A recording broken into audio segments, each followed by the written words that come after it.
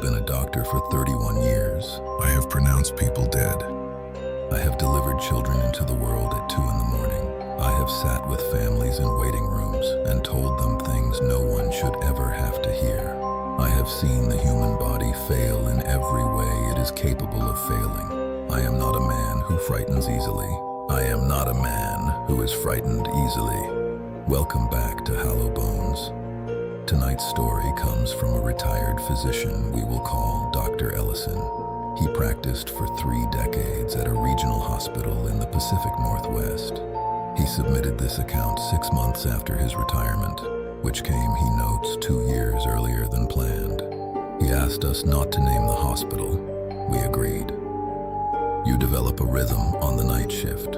Most people don't understand this. They assume nights in a hospital are chaos, emergencies, alarms, running through corridors, and sometimes they are. But mostly, the night shift is quiet in a way that days never are. The building settles, the visitors go home, the patients sleep or try to, and you move through the wards in the particular silence of a place that is holding its breath. I had worked nights for the last 11 years of my career, by choice. My wife had passed, my children were grown, and I found I preferred the stillness. The night shift suited me. I knew every nurse, every orderly, every security guard by name. I knew which elevator stuck between floors 2 and 3. I knew that the vending machine on the 4th floor gave you 2 bags of chips if you pressed B7 twice. I knew everything about that building, which is why when something was wrong, I noticed immediately. It started on a Tuesday in November. I was doing my late rounds. This would have been around 2:45 in the morning when I passed the visitors area on the 3rd floor. It's a small waiting room, 6 chairs, a table with old magazines, a window that looks out over the car park. Nobody uses it at that hour. Visiting hours end at 9 p.m. There was a woman sitting in the chair by the window. 60s, I would estimate. Gray hair pulled back neatly. Dark coat, good quality. Hands folded in her lap. Sitting very straight, very still. Looking out at the car park below. I assumed she was a family member of a patient. Somebody who couldn't bear to go home. It happens more than people think. Relatives who stay long after visiting hours end. Who find some quiet corner and simply sit with the proximity of their loved one. As if the distance between floors is enough. I told her gently that visiting hours had ended and that she would need to come back in the morning. She didn't respond, didn't turn her head, didn't acknowledge me in any way. I assumed she hadn't heard me. I stepped closer and repeated myself. She turned and looked at me, and then she smiled.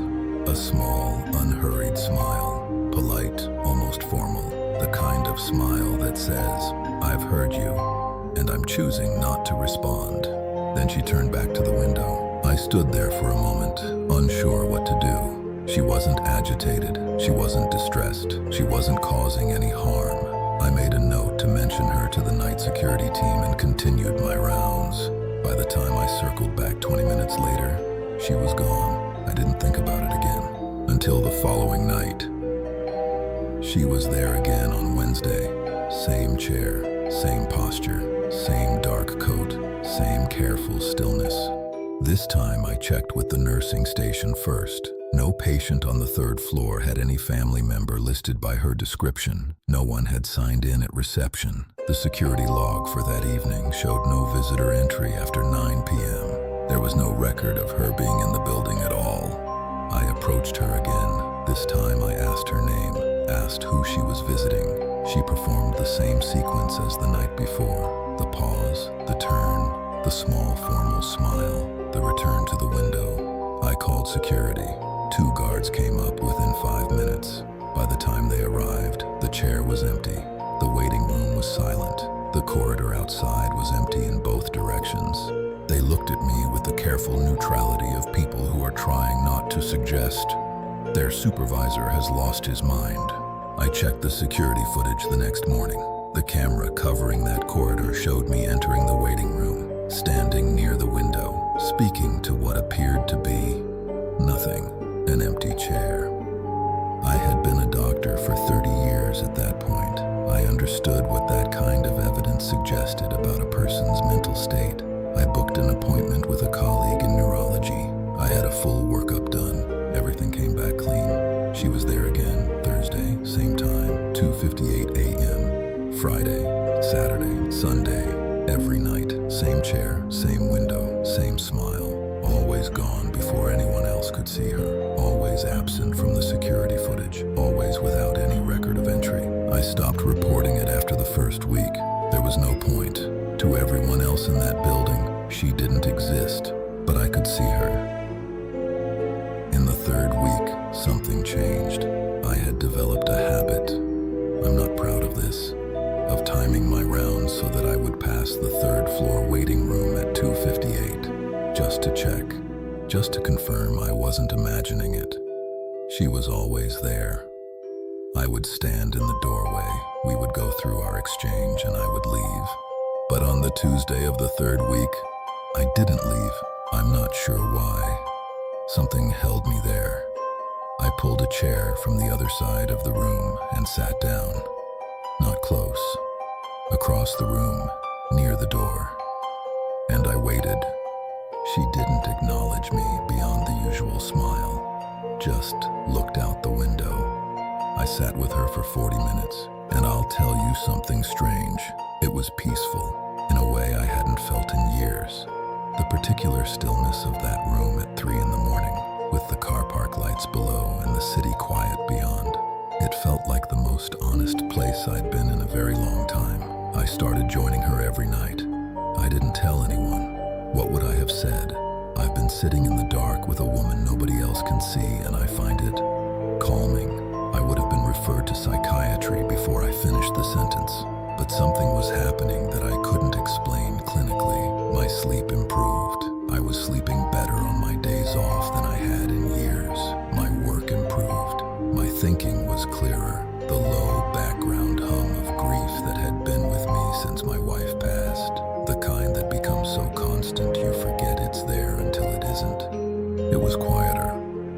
I know how that sounds. Believe me, I spent 30 years applying rigorous empirical standards to every claim that came across my desk. I know exactly how that sounds. In the 5th week, she did something different. I was sitting across from her as usual.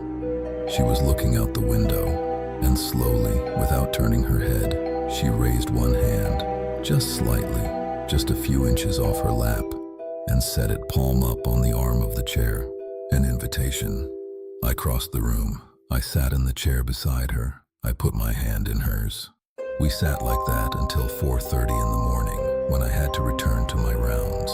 Her hand was warm, solid, real in every way that mattered. When I looked up at the window, I could see our reflections, just mine. I retired 8 months later. Not because I was asked to, not because anything happened at the hospital that forced my hand. My record remained clean, my performance reviews strong, my colleagues unsuspecting. I retired because I didn't want to spend the hours between 7 a.m. and 11 p.m. anywhere else. I wanted to be back in that room. I know what you're thinking, and I want to be clear. I investigated this as thoroughly as I could. I searched hospital records going back 40 years for any patient, any staff member, any incident connected to that waiting room. I found nothing. I hired a researcher to look into the building's history. Nothing. I described her to every long-term staff member I trusted. Nobody recognized her. And this cost me something, professionally. I even consulted with a colleague who specialized in what she called anomalous experience. She listened to everything I told her without expression. At the end, she asked me one question. She said, "Does it feel like a haunting?" I thought about it for a long time. I said, "No, it feels like the opposite. I go back to the hospital sometimes, not as a doctor. I have no reason to be there officially, but the security team knows me, and they let me sit in the 3rd floor waiting room on my own. Nobody questions it. They assume it's sentiment, an old doctor revisiting the place he spent his career. She's always there. 2:58 a.m., same chair, same window, same small formal smile when I sit down beside her. I stopped asking who she is a long time ago. Some questions, I've learned, are less important than the answers they might replace. Dr. Ellison sent us one final note with his submission. He wrote, "I want to be precise about something. I am not a religious man. I am not a superstitious man. I have no framework for what I experience that satisfies me intellectually, and I have made peace with that. What I can tell you is this. In 31 years of medicine, I saw people at the furthest edges of human experience. Fear, grief, pain, joy, relief. I thought I had seen everything the human condition had to offer. I had not accounted for whatever this is." He signed off simply, "I'll be there tonight at 3. That was episode 3 of Hollow Bones. This one is different from our usual stories, and I think that's the point. Not every horror is the kind that makes you check the locks. Some of it is quieter than that. Some of it sits with you in the dark and doesn't let go. If this one stayed with you, share it with someone who needs a sleepless night. Subscribe if you haven't. New episode every Friday. See you next week.